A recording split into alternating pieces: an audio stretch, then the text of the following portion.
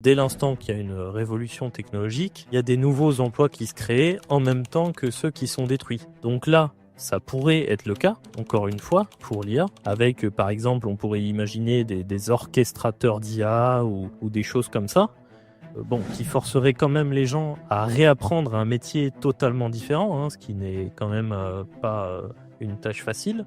L'IA peut coder à la place d'un humain du moment qu'on la prompte correctement. Et on rappelle que leur puissance de calcul est énorme. ChatGPT a développé une puce, un processeur qui dépasse ce que les humains peuvent confectionner actuellement. Donc, est-ce qu'on aura vraiment besoin d'ingénieurs pour développer ces puces-là si ChatGPT le fait déjà mieux qu'eux? Aujourd'hui, ce qui nous empêche de la produire, c'est la technologie qu'on possède. Notre technologie n'est pas assez avancée pour pouvoir suivre qu'a besoin GPT pour produire la puce. Donc, est-ce qu'on aura besoin d'humains qu'on paye très cher aujourd'hui pour ces puces à développer si l'IA les remplace? Donc, quid de nos ingénieurs?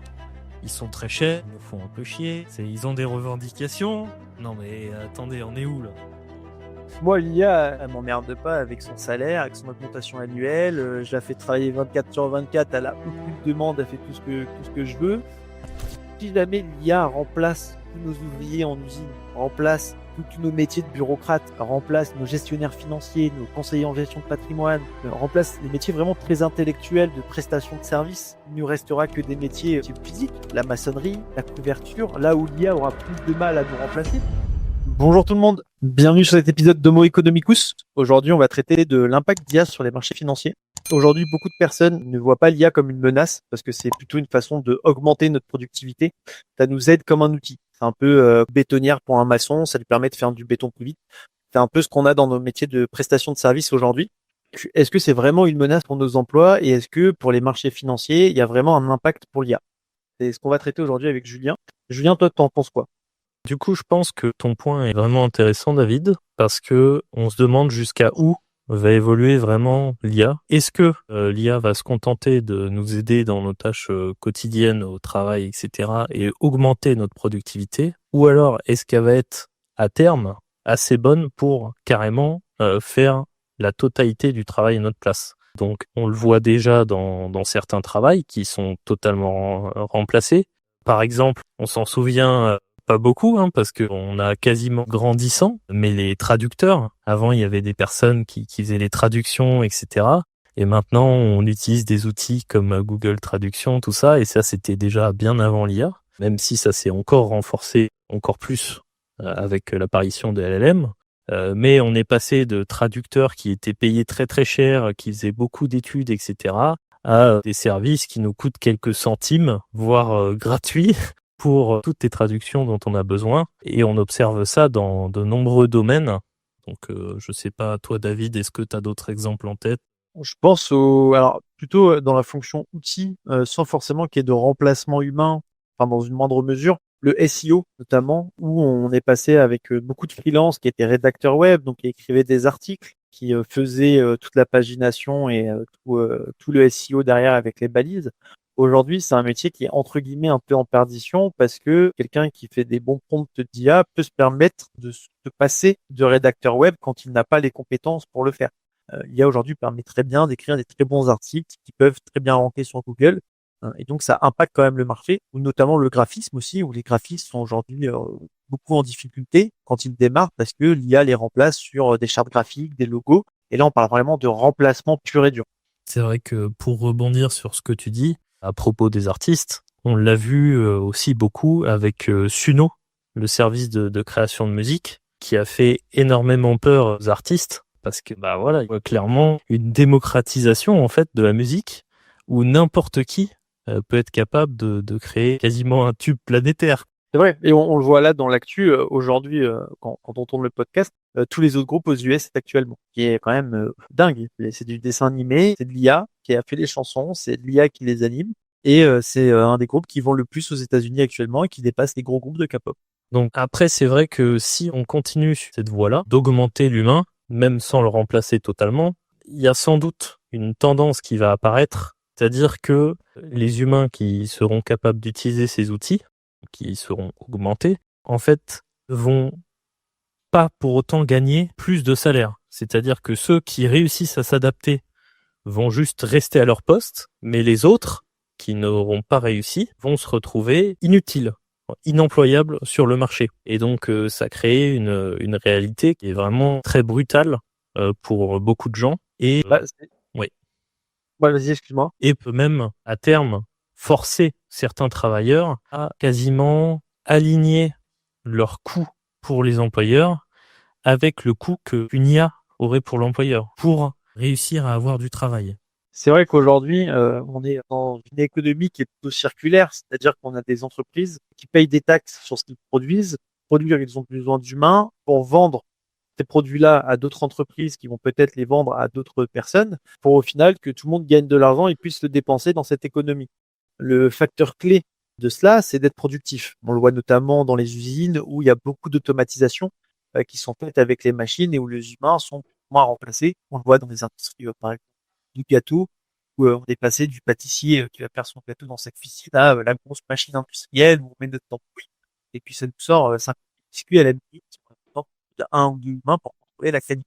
Aujourd'hui, cette automatisation-là, elle a un impact qui est que on augmente notre productivité, mais on a besoin de moins d'humains. Donc, mine de rien, ça crée du chômage. Et cette machine-là ne va pas consommer dans l'économie. Elle ne va pas dépenser de l'argent parce qu'elle n'a pas de salaire. Cet impact-là qu'on a, il est intéressant à voir parce que l'IA se développe tellement vite. On est quand même face à la loi de Moore. On est sur quelque chose d'exponentiel avec notamment les circuits électroniques, les puces de calcul, où la stat, c'est quand même on fait x2 en puissance de calcul tous les 2 ans. Il est énorme. x2, x2, x2, x2, x2. Donc c'est du 2 puissance X années. Donc ça peut aller très très vite pour qu'on ait des IA qui puissent remplacer des métiers intellectuels type bureaucratie pour avoir une meilleure productivité. L'impact de ça, c'est de retrouver des personnes derrière qui vont être au chômage ou qui n'auront pas de revenus, donc qui ne pourront pas consommer et qui pas de consommation veut dire concentration de la richesse dans l'entreprise, mais également des problèmes d'inégalité en termes de salaire et moins de consommation, donc possiblement une économie en berne, parce qu'on a voulu tout automatiser grâce à la puissance de l'IA. Voilà, exactement.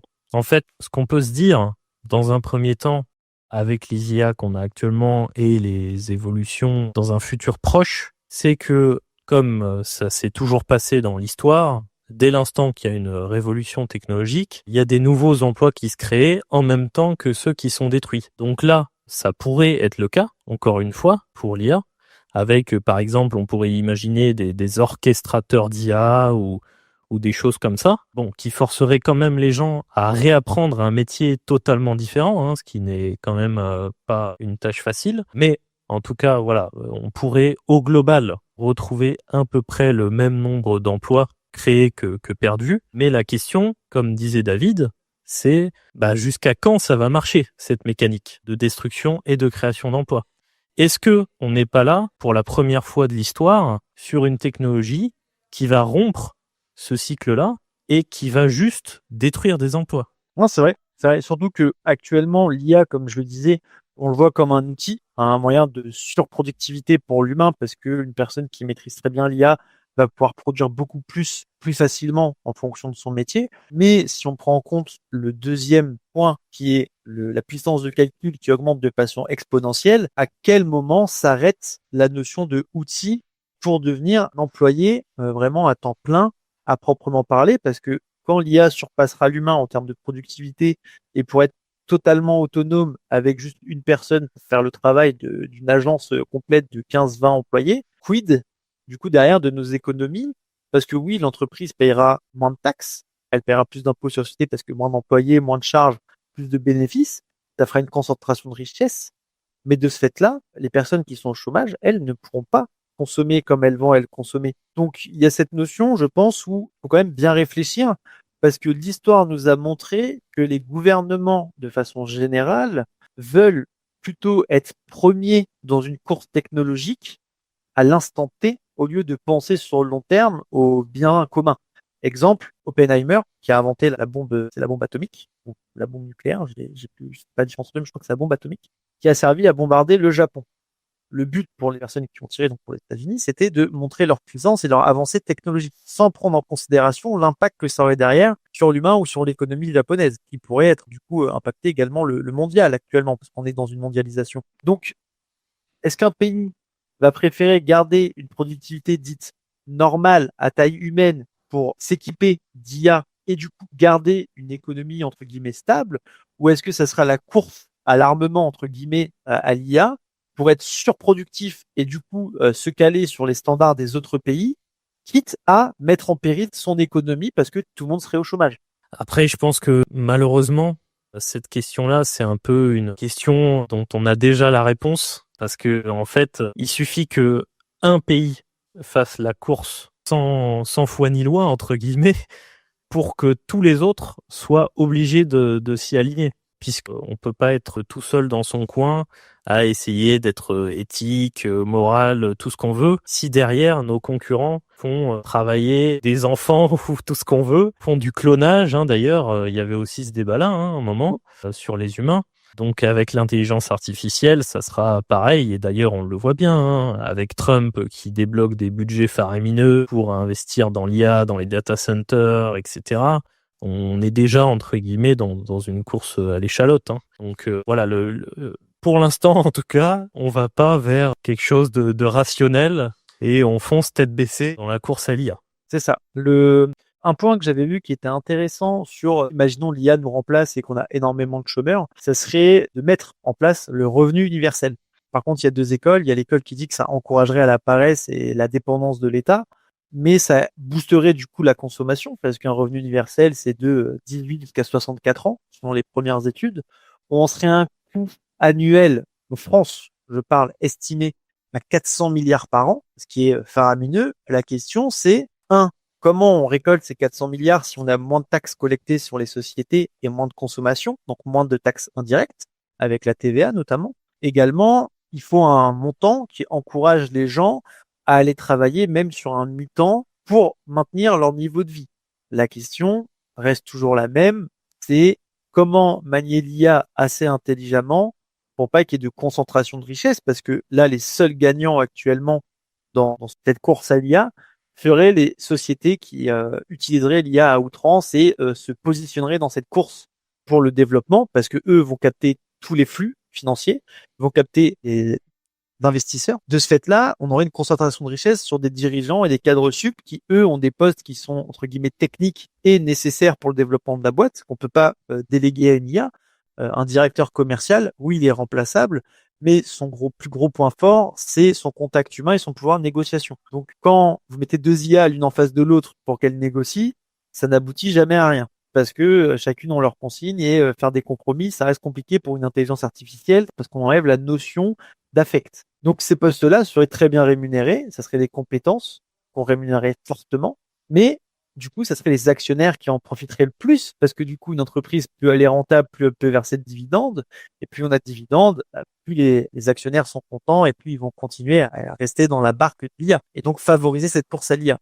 Sans forcément penser derrière à tout ce qui est détruit avec cet outil distributif aujourd'hui pour tout le monde. Parce qu'aujourd'hui, n'importe qui peut devenir rédacteur web, tous les CEO spécialistes, je sais pas quoi, grâce à l'IA. À partir du moment où on a un bon prompt, et on le voit sur les réseaux sociaux, des no-name, n'ont aucune compétence, aucun diplôme, voire même aucune expérience dans un domaine, et qui se revendiquent experts grâce à l'IA et qui arrivent quand même à avoir des résultats. Donc, effectivement, les marchés financiers peuvent en profiter, mais jusqu'à quelle mesure? Parce que une économie en berne, ça ne paye plus. Et si on base ChatGPT notamment avec un abonnement à des particuliers, si ces particuliers perdent en pouvoir d'achat, c'est des besoins primaires qui vont compter.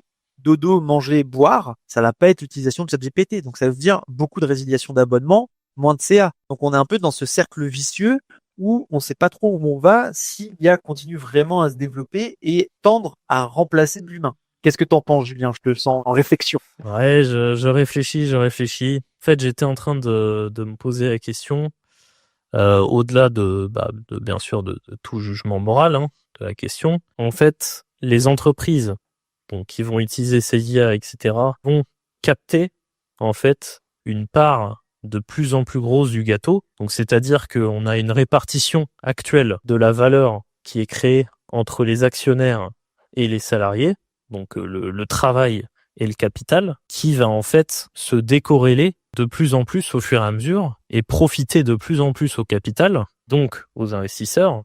Et question, puisque avant même l'IA, on était déjà dans cette pente, où le travail était beaucoup moins bien rémunéré que le capital. Et la question, c'est, avec l'IA qui accélère encore plus les choses, à quel moment ça va rompre? Et les gens vont se révolter par rapport à ça. Et en fait, c'est un peu ça qui va déterminer si c'est bien d'être actionnaire et on va obtenir un bon rendement de l'IA ou pas. Parce que si toute la valeur créée est accaparée par que ça soit l'État ou les citoyens de manière générale, je pense que notre rendement en tant qu'actionnaire risque d'en prendre un sérieux coup. Non, je suis d'accord. Il y a une stat qui rebondit sur ça, qui est assez intéressante, qui montre un peu la méconnaissance qu'on aurait sur l'impact de l'IA. C'est qu'on arrive à estimer le bonus, la création de valeur que l'IA aurait pour notre économie mondiale si on l'utilisait en tant qu'outil de productivité, mais vraiment en tant qu'outil, toujours avec des humains pour l'accompagner. On serait à 7 000 milliards de dollars créés sur l'économie mondiale avec l'IA en outil. Par contre, à l'inverse, on ne sait pas estimer l'impact de l'IA si elle remplace de façon massive les humains. Parce que, oui, il va y avoir une création de valeur via la productivité, mais s'il y a personne pour consommer derrière, les économies ne tournent plus. Donc, en fait, on est plus sur de la destruction. Aujourd'hui, on est un peu dans ce flou. C'est un peu comme avec Uber. Quand Uber sont arrivés sur les marchés des taxis avec les VTC, c'était un peu la course au « Ah oui, mais Uber va détruire les taxis ». Aujourd'hui, on est quand même plus d'une décennie plus tard. Les VTC et les taxis arrivent à vivre ensemble et à cohabiter sans pour autant qu'il y ait des taxis qui fassent énormément faillite. On le voit notamment dans les capitales, à Paris. Les taxis, ils sont sur les applis de VTC. Ils récupèrent de la clientèle. Ils ont réussi à trouver un peu cette cohabitation. Même si c'est pas toujours facile, ils ont cette cohabitation qui se fait alors que dès le début, quand Uber est arrivé, c'était tout de suite, on fait front, ça va détruire notre métier de taxi. En fait, ton exemple est vraiment intéressant parce que justement sur le point des taxis, ils sont entre guillemets dans une sorte de paradis artificiel qui a été créé par l'État et les régulations qui empêchent les VTC d'accéder à certains emplacements, par exemple dans les aéroports, d'être obligatoirement sur rendez-vous, etc. Et en fait, c'est tout un tas de normes qui maintient artificiellement le statut des taxis. Et on voit que ces petits bouts de paradis artificiel, en fait, très fragiles, puisque comme cet avantage ne tient qu'à une loi, et c'est pas le marché qui l'impose, les taxis sont pas fondamentalement meilleurs que les VTC, eh bien, ça crée tout un tas de problèmes. Je pense que de toute façon, même s'il y a encore des taxis aujourd'hui, ils doivent être dans une situation financière pas forcément terrible. En fait, les taxis ont un avantage, c'est qu'ils ont accès à des contrats. Beaucoup vivent de contrats d'ailleurs, notamment sur du transport à la personne, des sociétés, etc. Là où les VTC sont obligés de passer par l'intermédiaire généralement du VTC pour pouvoir en vivre. Même si on a des sociétés de VTC privées, il y a quand même cet aspect où prendre un taxi est aussi un signe de luxe. C'est devenu une appartenance sociale de prendre un taxi. Les VTC sont un peu plus pour le taxi du pauvre, entre guillemets, parce qu'il coûte moins cher, parce que on regarde un peu à la dépense, alors qu'une personne qui est plus aisée peut prendre un taxi sans aucun problème. Et du coup, il y a ce signe d'appartenance sociale qui est là. On le voit beaucoup. Moi, par exemple, qui vais sur Paris, je vois beaucoup les gens qui descendent des taxis, voient tout de suite à quelle catégorie sociale ils appartiennent de par leur langage corporel, leurs vêtements, leurs bagages. Et tout de suite, on voit les VTC que c'est une autre CSP, c'est totalement différent. Parce que les conducteurs de VTC, déjà, sont pas formés pareil que les conducteurs de taxi. Les conducteurs de taxi ont toujours cette image de prestige qu'ils veulent maintenir, donc ils veulent être un peu dans le haut de gamme. Après, effectivement, je te rejoins, la législation favorise le maintien des taxis, parce que le jour où un VTC peut prendre une personne juste en s'arrêtant au bord de la route et en lui disant « t'as besoin d'aller quelque part », là, les taxis seront complètement détruits. Parce que c'est ce qu'on voit aujourd'hui avec les taxis, c'est qu'ils se mettent sur des points de rencontre de voyageurs qui ont besoin de transport et ils attendent le client, un peu comme une boutique unique. Et encore, ça tient à peine, puisque certains Uber franchissent la barrière légale et viennent... Alors, risque et péril. Voilà. C'est ça. Mais c'est vrai que l'IA est un peu comme dans cette période actuellement où la réglementation n'est pas forcément très claire. On a des codes autour, mais qui commencent à être cassés, notamment des codes sur la robotique qui disaient que, ce qu'on parlait tout à l'heure, Julien, le fait qu'un robot ne peut pas décider de tuer un homme de lui-même. C'est une règle dans la robotique. Et actuellement, l'IA est en train de briser cette règle. On l'a vu pendant le conflit Ukraine-Russie, où on a commencé petit à petit à mettre l'IA dans les algorithmes, notamment pour les drones, où en fait l'Ukraine comme la Russie avaient des drones qui permettaient de brouiller les ondes et du coup de faire tomber tous les drones. Sauf que les drones qu'ils étaient censés brouiller après se crashaient parce qu'ils avaient plus de pilote. Donc une IA a été implémentée pour que le drone puisse se conduire tout seul. Puis après on a passé la step au-dessus. Des drones qui détectent automatiquement un soldat russe ou un soldat ukrainien en fonction de quel point le drone se trouve, et décide de lui-même de se cracher sur cette personne pour lui ôter la vie. Il y a une société qui s'est spécialisée dans cette course à l'armement autonome, qui est Anduril, qui capte énormément de fonds et est en train de développer des chiens robotiques, des soldats robotiques, des drones automatiques, et tout est piloté par l'IA. Donc en fonction du code qu'on lui implémente, on brise cette règle de la robotique. Donc est-ce qu'une régulation sur l'IA permettrait de le garder en tant qu'outil de productivité et donc de capter ces 7000 milliards de PNB mondial dans notre économie, ou est-ce que on aura une course totalement folle de tous les gouvernements pour rester à la pointe de l'IA et que du coup on va oublier cet aspect de réglementation et briser tous les tabous qu'on aurait actuellement sur ce domaine-là, quitte à détruire nos économies pour ensuite revenir en arrière, mais possiblement trop tard. Exactement. Oui. Julien va me répondre, c'est une question sans réponse. Je suis d'accord avec toi. Non, c'est une Mais- question sans réponse. Moi, personnellement, j'ai déjà ma réponse. Hein. Puis on l'a déjà partiellement, en fait, avec l'exemple que tu as donné. L'éthique n'a pas tenu bien longtemps. C'est ça. Si ce qu'on vous dit vous intéresse, on a créé Homo Economicus, notre newsletter mensuelle qui décrypte les rouages de la bourse. Abonne-toi, le lien est en description.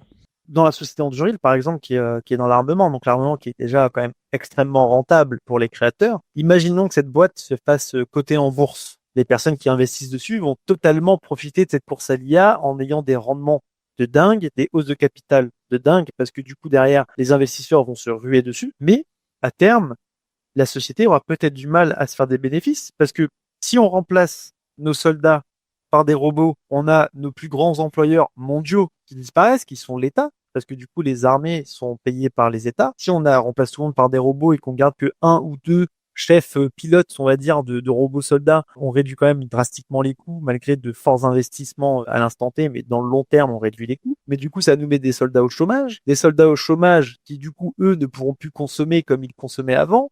Donc, moins de consommation, moins de PNB, et pourtant des entreprises qui seraient rentables grâce à cette course à l'armement, à l'IA. Donc voilà, il y a toujours ce truc où il y a un moment où il faut qu'on continue de développer l'IA. Je pense que c'est une bonne chose si on garde cet aspect outil. Et là, effectivement, les actionnaires en profiteraient énormément. On le voit notamment, par exemple, avec Nvidia, qui est quand même une des boîtes numéro 1 dans l'IA. Et aujourd'hui, on est quand même à un PER de 49 quasiment, qui est gigantesque quand même. On paye 49 fois la boîte ses bénéfices. Ceux qui sont arrivés quand Nvidia était à 18 fois les bénéfices, là, ils sont très heureux. Alors oui, ils n'ont pas un rendement en dividende de fou, mais leur rendement en capital, il a explosé. Et pour eux, cette course à l'IA qui continue fait qu'ils restent dans cette course avec Nvidia, parce que pourquoi s'arrêter quand on spécule et que ça continue de monter? C'est un peu la logique, surtout qu'après, on ça stabilisera et Nvidia possiblement pourra reverser des dividendes énormes. Et du coup, les actionnaires seront tous contents et ils conserveront leur position aussi. Il y a toujours ce jeu-là où il faut savoir juger quand s'arrêter dans le développement, quand mettre une régulation en place, sachant que bon, en Europe, on reste des champions de la régulation à notre plus grand désarroi parce que parfois ça nous rend totalement anti-compétitifs. Et pourtant, on aurait derrière des gens qui seraient hyper productifs dans notre pays avec l'IA, mais possiblement hyper régulés, donc hyper bridés par la suite.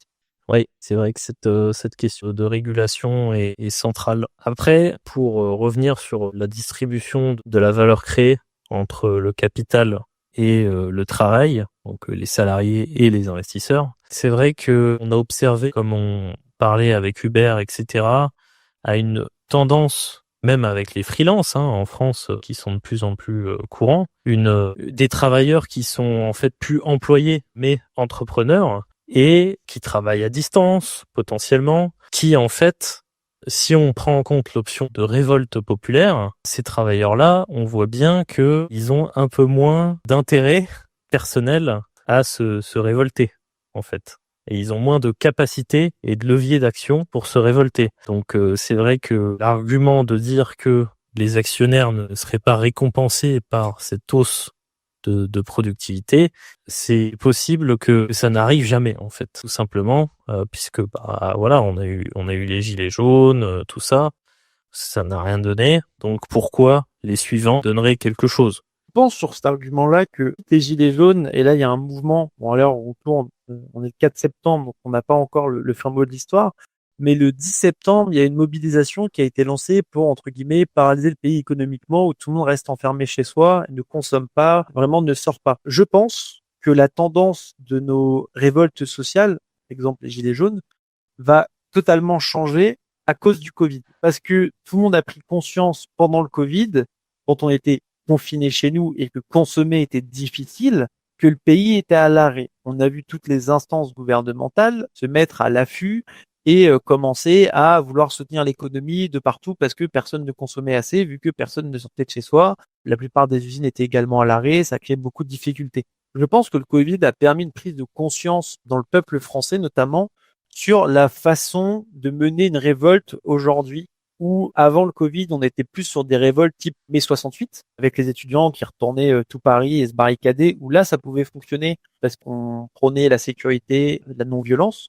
Aujourd'hui, le mouvement du 10 septembre, pour moi, a plus de chances d'aboutir. C'est mon avis personnel, je le dis bien, parce que paralyser un pays économiquement parlant avec des millions de personnes en sachant que cet événement, moi, à la base, quand je l'ai vu, je n'y croyais pas, jusqu'à récemment, quand j'ai vu que tous les syndicats ouvriers, étudiants, professeurs, RATP, tout le monde se rattache à cette grève du 10 septembre, et ce que je vais appeler la grève de la consommation d'une journée. Ça représente des millions, voire des milliards pour la France de pertes en termes de taxes non collectées si personne ne consomme, si les gens jouent vraiment le jeu. Donc je pense qu'on va avoir cette évolution de révolte sociale qu'on va avoir dans le temps, vraiment évoluer, où les gens vont comprendre de plus en plus l'impact de leurs gestes, de leur consommation. Parce que les gilets jaunes, pour moi, le gouvernement, on avait strictement RAF, dans le sens où les gens prenaient leur bagnole pour aller rejoindre des ronds-points, donc ils consommaient diesel, ils payaient du diesel qui est hyper taxé, ils achetaient de la viande, donc de la TVA pour le barbecue, du charbon, des binous, du panaché, du coca.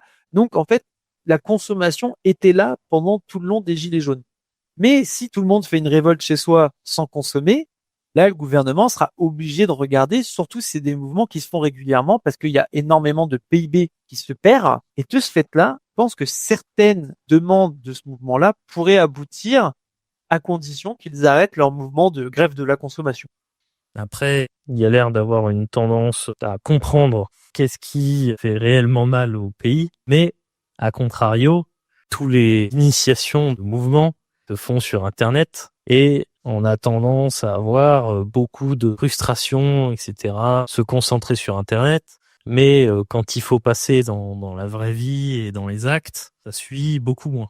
C'est pour ça que j'attends de voir le résultat du 10 septembre. Mais je trouve que cette idée d'un peu de gilet jaune, on va dire, à domicile, déjà, elle a germé là où avant, c'était plus l'idée de on va bloquer la France en allant sur les ronds-points. En finalité, vous voyez des gros mouvements gilets jaunes. Il y avait une étude qui avait été faite juste en taxes sur le diesel consommé. On était à plus de 80 millions la journée, qui était gigantesque pour un mouvement de grève. Ils font grève, mais ils rapportent 80 millions à l'État en taxes juste avec le diesel. Fantastique. Pour l'État, c'est bénéf. Continuez à faire vos grèves, parce que la plupart qui avaient le temps, qui pouvaient y aller, sans émettre vraiment aucun jugement, des personnes soit qui avaient des emplois très précaires et donc le travail en soi n'était pas très rémunérateur, donc on va aller faire la grève, soit des personnes qui n'avaient pas de travail, soit des retraités. Des personnes qui avaient des jobs vraiment alimentaires, qui étaient dans la nécessité de travailler parce que ils n'avaient pas le choix, peuvent aller travailler, justement. Les chefs d'entreprise, les petites personnes qui étaient ouvrières, eux, allaient sur le lieu de travail pour faire ce qu'ils avaient à faire, et c'est ceux qu'on entendait le plus se plaindre de ce mouvement-là de blocage du pays au niveau des routes. Pour l'État, c'était bénéf, parce que ceux qui produisaient beaucoup de valeur, donc les chefs d'entreprise, avec leurs ouvriers qui avaient besoin de remplir leur frigo en travaillant et qui ne pouvaient pas se permettre de rater un jour de travail, continuent à créer de la valeur, et en plus, à côté, ceux qui sont habituellement consommateurs, on va dire, occasionnels, rapporter 80 millions en plus, tout bénef. Là, on va avoir des gens qui vont rester chez eux, des travailleurs comme des freelances, comme des personnes qui sont au chômage ou des retraités qui vont rester chez eux, qui ont rejoint le mouvement. On va avoir des écoles paralysées. Du coup, juste le fait que cette idée-là ait germé pour une révolte, je trouve que ça montre un changement dans la façon d'appréhender les révoltes sociales.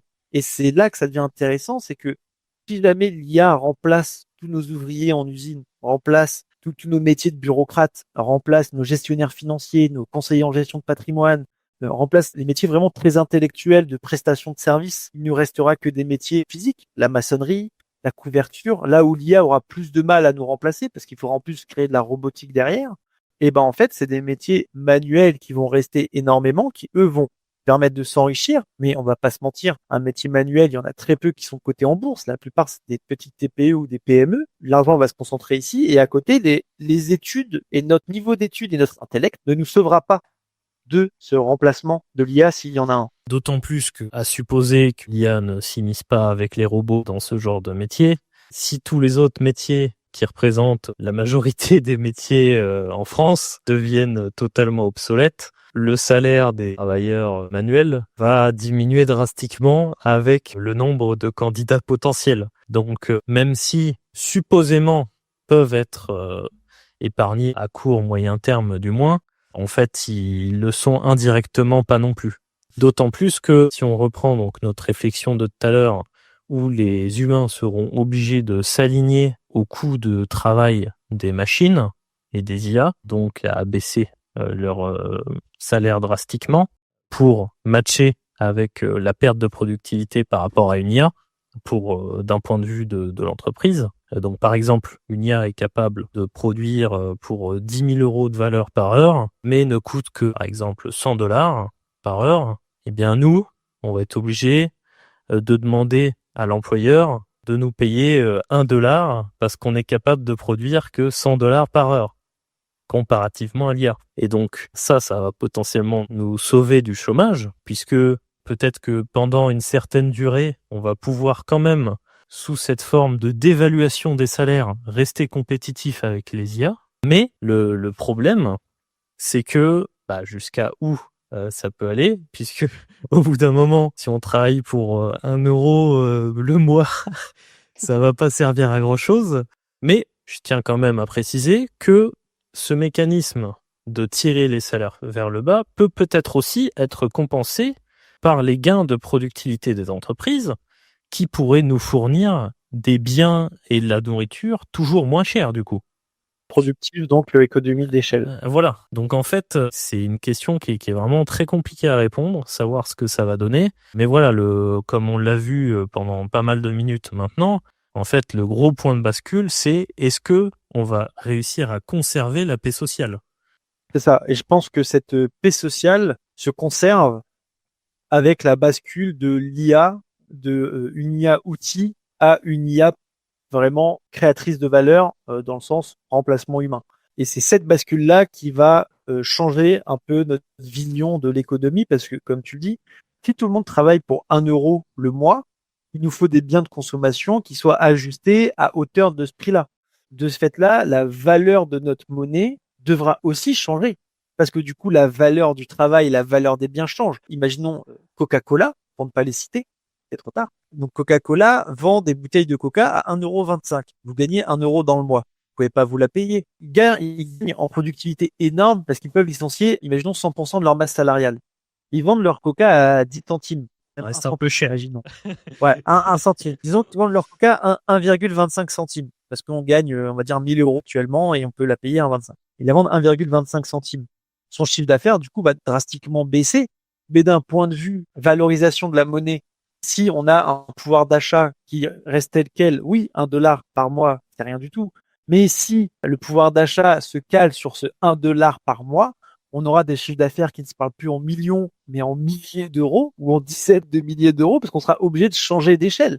Totalement. Ça créera Donc, une il y a ce déflation. C'est ça, qui sera gigantesque. Et en fait, c'est là où je pense que les États doivent être vraiment vigilants dans leur course à avoir l'IA la plus pointue, l'IA la plus performante, la meilleure IA. On le voit qu'il y a déjà ce combat d'ego de qui a la plus grosse et qui va la mettre sur la table en premier. Quand on voit que la France investit énormément dans notre IA française, qui est, Julien, s'il te plaît, car je l'ai oublié, j'ai un trou de mémoire. Mistral. Mistral, voilà. Donc, il a investi des Après, millions. à nuancer quand même. Les 3/4 de leur financement vient des US. Oui, mais ils ont quand même pris le choix avec la BPI d'investir dans Mistral, dans l'IA, d'investir dans l'IA, ce qui est quand même un choix du gouvernement pour dire, regardez, on soutient le développement d'une IA française. Après, David, je crois que ça vaut vraiment le coup de parler de l'Europe. C'est ça. Ça, c'est un sujet. On verra dans un ou deux épisodes sur le podcast. On vous parlera de l'Europe pour vraiment que vous preniez conscience de plein de choses qui sont très intéressantes quand vous investissez. C'est un peu le but du podcast, hein, même si là, on est un peu hors sujet. Faut pas oublier que là, même si pour vous, l'IA vous paraît un peu un sujet annexe de vos investissements, c'est en réalité un vrai sujet, car on le voit dans toutes les boîtes. Aujourd'hui, toutes les grosses boîtes de la banque, les banques financières, jusqu'à des PME industrielles, utilisent l'IA pour de l'automatisation. En banque, on le voit avec des chatbots. Ça reste de l'IA, le chatbot. Les recommandations de placement que vous pouvez recevoir par mail ou par votre conseiller, c'est de l'IA. Dans les PME, on va avoir de l'automatisation sur des process, sur de la formation, sur de la qualité, où on va former un employé avec le modèle d'automatisation au lieu d'avoir 4-5 employés qui vont faire cette tâche-là. Donc en fait, l'IA aujourd'hui est au quotidien. Je pense que beaucoup la sous-estiment et beaucoup la surestiment également. L'IA aujourd'hui, c'est un outil. Elle n'est pas encore en phase de nous remplacer. La question, c'est qu'avec la loi de Moore, donc qui fait que la puissance de calcul de l'IA est exponentielle, et on le voit bien entre 2020 et aujourd'hui comment les IA ont totalement évolué, notamment dans la capacité générative de vidéos, par exemple, ce qui était un défi à la base. Aujourd'hui, c'est devenu normal. On parle de 5 ans. On parle de 5 ans, même pas une décennie. C'est rien du tout, 5 ans. Donc, il y a un vrai sujet à se poser sur quand est-ce que on va voir vraiment la réelle valeur et l'impact de l'IA sur nos sociétés, sur notre productivité, et quand est-ce qu'on va arrêter cette course pour ne pas mettre en péril des économies.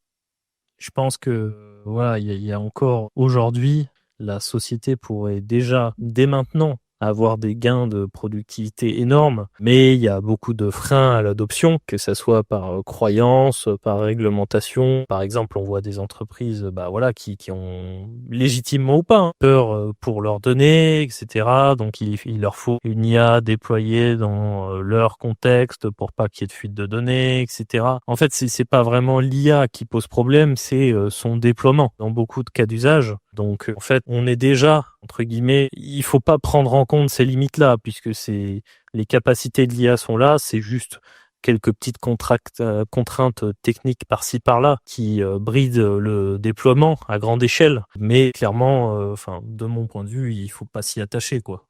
Le chiffre clé, je pense, du podcast aujourd'hui, c'est que l'IA en tant qu'outil, c'est 7000 milliards de PIB mondial créé, et ça reste un outil. Et on n'arrive pas à calculer le coût si ça remplace de l'humain.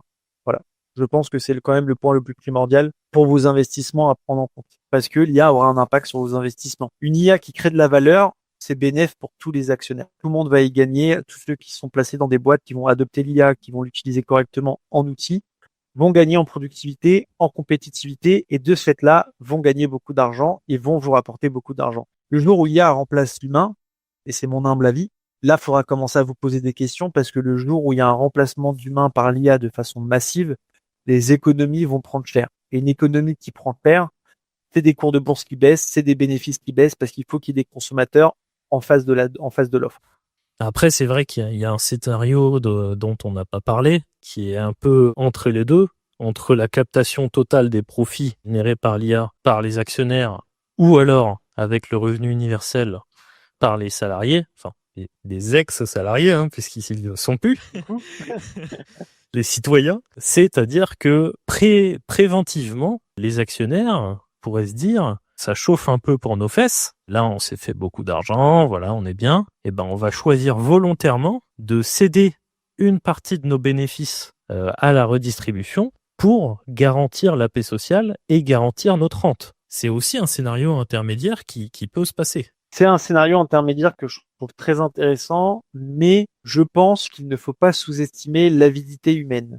Et ça se voit beaucoup sur les marchés financiers, notamment pendant la bulle Internet, qui a causé la faillite de milliers, voire millions de foyers qui étaient avides. Fois, certains avaient des positions qui avaient fait x10, x20, x30, et au lieu de vendre leurs positions, en voyant la bulle éclater, on préférait les conserver par avidité, en étant totalement conscients du risque de perte qu'ils avaient. Donc, oui, c'est un peu le dilemme du prisonnier, quoi. C'est ça. Est-ce qu'on va avoir une prise de conscience avec des actionnaires qui seront beaucoup plus conscients qu'anciennement Et de ce fait-là, ils feront jouer leurs droits d'actionnaire et leur pouvoir sur la boîte, parce qu'un actionnaire a un pouvoir dans une boîte, il a un droit de vote, hein, pour rappel, quelque chose qui est sous-estimé par beaucoup d'investisseurs. Vous pouvez décider de l'orientation de la boîte, si vous avez assez de capital ou si vous êtes assez ligués ensemble et assez soudés, on va dire. Mais est-ce que derrière, on sous-estime pas l'avidité humaine? Est-ce que l'investisseur qui veut être rentier, qui a commencé à investir il y a 20 ans et qui commence à percevoir les fruits de son investissement grâce à l'IA, ne va pas vouloir conserver ce niveau de vie en étant totalement égoïste et sans voir venir le couperet tomber Sur sa propre tête. avec dans sa propre tête, exactement. Mais c'est intéressant parce en investissement, il y a toujours cette notion de psychologie et c'est quelque chose que vous entendez souvent, que moi je vois très souvent sur des podcasts. Un bon investisseur, c'est un investisseur qui gère sa psychologie. Je suis tout à fait d'accord avec ça. L'avidité humaine n'a pas de limite. Et ça, je pense qu'on le sous-estime bien trop aujourd'hui. C'est vrai que ce scénario, voilà, suppose que, entre guillemets, les investisseurs se sacrifient, hein, entre guillemets, collectivement pour conserver leur rente au final, hein, qui serait bénéfique pour eux. Mais individuellement, aucun n'a intérêt à le faire. C'est ça. Et aujourd'hui, quelle est la politique des boîtes cotées? C'est satisfaire les actionnaires. Ça montre le pouvoir que vous avez en tant qu'investisseur quand vous êtes assez nombreux. Et le sous-estimez pas. Une boîte qui veut des investisseurs va chercher de la rentabilité. Différents moyens de gestion, développement de l'entreprise, développement d'une offre, ou sinon à la française, on taille dans les coûts d'effectifs parce que ça coûte cher et du coup on fait travailler une personne pour deux. Ce scénario-là peut être très bien. Avec l'IA en tant qu'outil, on peut très bien avoir une personne qui fait le taf de deux personnes. Aucun problème avec une IA très bien utilisée en tant qu'outil. Mais la question c'est, lorsque l'IA remplace l'humain, est-ce que les actionnaires seront suffisamment conscients de leur pouvoir et de leur intérêt à long terme de garder cette paix sociale, ou est-ce que l'humain restera avide et totalement égoïste en voyant que sa position? Donc c'est vrai que on pourrait, en partant de ces hypothèses-là, finalement considérer l'investissement dans des sociétés qui profitent de l'IA comme une sorte d'assurance pour notre futur. Puisque vu que n'importe qui peut être potentiellement la victime de cette IA et que la répartition de la valeur créée par l'IA va soit au capital, les investisseurs, soit aux salariés, eh ben, être sûr de se positionner correctement des deux côtés de la chaîne de valeur pour être sûr d'en profiter au moins un petit peu et de pas se retrouver complètement à la rue. C'est ça. Un scénario possible de ce fait-là, avec ce que tu dis, ça serait d'avoir des salariés qui investissent dans la boîte où ils sont employés en devenant actionnaires et de ce fait-là, remplacer leur salaire par la rente que leur a procuré leur remplacement par l'IA. À supposer qu'ils aient des salariés un jour. À supposer qu'ils aient payé salariés un jour. Mais c'est vrai que le sujet reste le même. Le salarié qui aura investi, qui sera du coup sacrifié, on va dire, pendant des années pour pouvoir investir dans sa boîte, en achetant des actions au départ, ne verra-t-il pas que son bénéfice individuel en se disant, moi, je me suis sacrifié 20 ans, j'ai investi, maintenant, je veux qu'on me paye et je me suis fait licencier. Donc, tout Jojo à côté, là, qui est au chômage et qui a pas investi, c'est pas mon problème, il avait qu'à faire comme moi et être intelligent. Ça, c'est un discours qu'on peut très bien entendre avec des personnes qui n'ont pas forcément une vision globale de la problématique que pourrait avoir le remplacement massif. Qu'est-ce que tu en penses, Julien? Je te sens en réflexion, encore une fois. Disons qu'aujourd'hui, je te fais beaucoup réfléchir. Ça va me coûter cher, tout ça.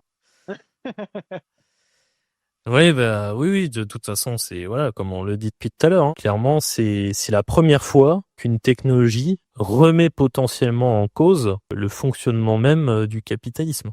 Oui, parce qu'avant, on avait les ordinateurs qui sont arrivés, mais c'était un outil et on avait besoin d'humains derrière, la tech.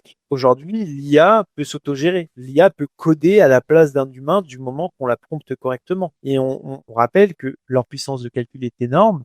ChatGPT a développé une puce, un processeur qui dépasse ce que les humains peuvent confectionner actuellement. Donc, est-ce qu'on aura vraiment besoin d'ingénieurs pour développer ces puces-là si ChatGPT le fait déjà mieux qu'eux? Aujourd'hui, ce qui nous empêche de la produire, c'est la technologie qu'on possède. Notre technologie n'est pas assez avancée pour pouvoir suivre qu'a besoin GPT pour produire la puce. Donc, est-ce qu'on aura besoin d'humains qu'on paye très cher aujourd'hui pour ces puces à développer s'il y a les remplace? Donc, quid de nos ingénieurs? Il faut quand même des CSP+, des intellects. Ils sont très chers, ils nous font un peu chier, ils ont des revendications. Non mais attendez, on est où là? Voilà. Ah. Moi, l'IA, elle m'emmerde pas avec son salaire, avec son augmentation annuelle. Je la fais travailler 24 sur 24. Elle a aucune demande. Elle fait tout ce que je veux. Elle va pas elle va dans dans Noël, voilà. Voilà, elle n'a pas de jour férié, elle n'a pas de droit du salarié puisque c'est une IA. Donc il y a un vrai sujet là-dessus. Je pense que tout le monde devrait se former à la gestion de l'IA. Et il y a quelque chose qui est pas mal, je vais en parler un peu, Jules, c'est ton e-book. Tu as sorti un e-book Ouais, sur exactement. l'utilisation de l'IA, notamment sur comment bien l'utiliser pour pas être remplacé par celle-ci et être compétitif sur les tâches qu'on utilise. Personnellement, je l'ai lu, j'ai trouvé extrêmement intéressant. Les IA ont drastiquement augmenté leur qualité de réponse grâce à toi. Donc, je te remercie. Est-ce que tu veux un peu nous en parler? Ouais, bah en fait, c'est un livre qui est parti d'un constat simple, hein.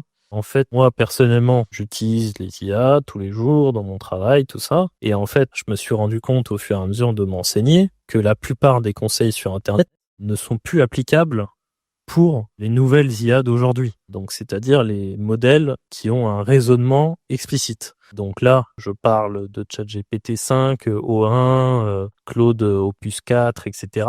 Tous ces nouveaux modèles, qui sont relativement récents, en fait, ont une manière de fonctionner qui est totalement différente des anciens modèles. Et donc, en fait, il faut vraiment repenser notre manière de communiquer avec eux. Et qu'on se rend compte, en creusant un peu le sujet, c'est que maintenant, c'est quasiment nous la limite des IA.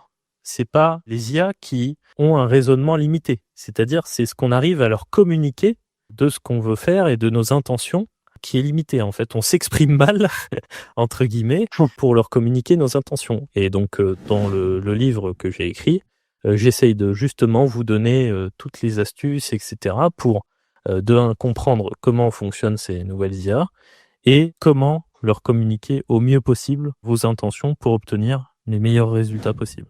Donc le livre, franchement, il est top. Il y a des bons retours déjà que Julien a eu dessus. On vous mettra le lien en description si ça vous intéresse. Il est disponible sur Amazon et il est disponible sur Kindle aussi en lecture gratuite. Le but, c'est de vous donner quand même de la ressource utilisable, fiable et avec beaucoup de valeur. Il coûte 3,50 €. Enfin, je crois que c'est ça, Julien, 3,50 €.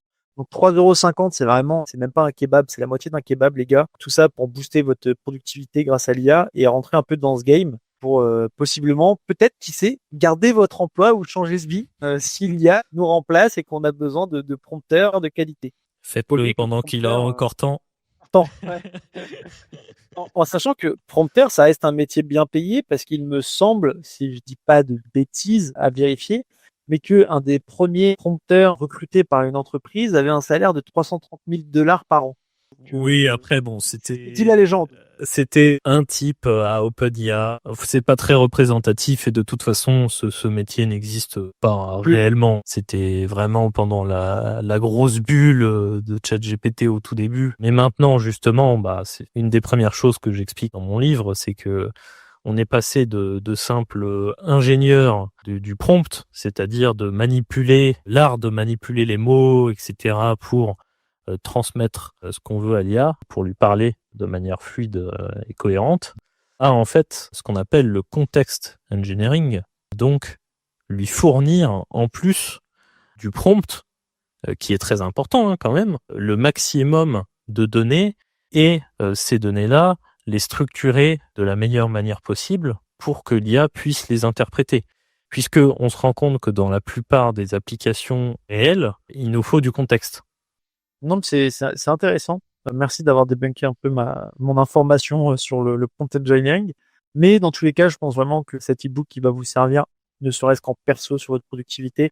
Moi, perso, j'ai utilisé pour me faire un budget teaser qui a été hyper pertinent et bien plus pertinent que ce que j'avais fait auparavant. Donc, merci Julien pour ça. Est-ce que tu veux qu'on finisse l'épisode sur une note? Parce que je pense que ça fait déjà un certain temps qu'on papote. Je pense qu'on a déjà donné beaucoup de valeur Ouais. dans celui-ci. Bah du coup, voilà, comme je le disais juste avant, réfléchissez bien à quel scénario pour vous est le plus probable, et comme on n'est pas forcément ici pour parier, essayez de vous placer des deux côtés de l'équation, puisque ça pourrait potentiellement vous coûter très cher de pas être d'un des deux côtés. C'est vrai. Avoir aussi l'avancée de nos États sur leur vision de l'IA et la régulation possible qui peut arriver, qui pourrait peut-être garder l'IA dans cette notion d'outil de surproductivité, pour devenir un outil de remplacement de masse salariale dans les différents pays. On vous remercie tous pour l'écoute. Je pense que vous avez quand même appris pas mal de choses. On va avoir d'autres épisodes sur cette série qui va beaucoup vous intéresser sur les différents axes de pensée pour vos investissements, pour vous aider à réfléchir. Comme d'habitude, vous connaissez un peu notre façon de penser, c'est de vous donner des clés pour votre réflexion et vous rendre plus intelligent en tant qu'investisseur et ne pas vous donner de formules magiques, comme on peut le voir souvent. Donc c'est un peu notre mantra. On a la newsletter également, on vous mettra en lien si vous souhaitez vous inscrire. Et comme d'habitude, laissez un petit pouce bleu, suivez-nous, abonnez-vous, laissez un com, aidez-nous un peu à péter parce qu'on a vraiment plein de belles choses à vous partager.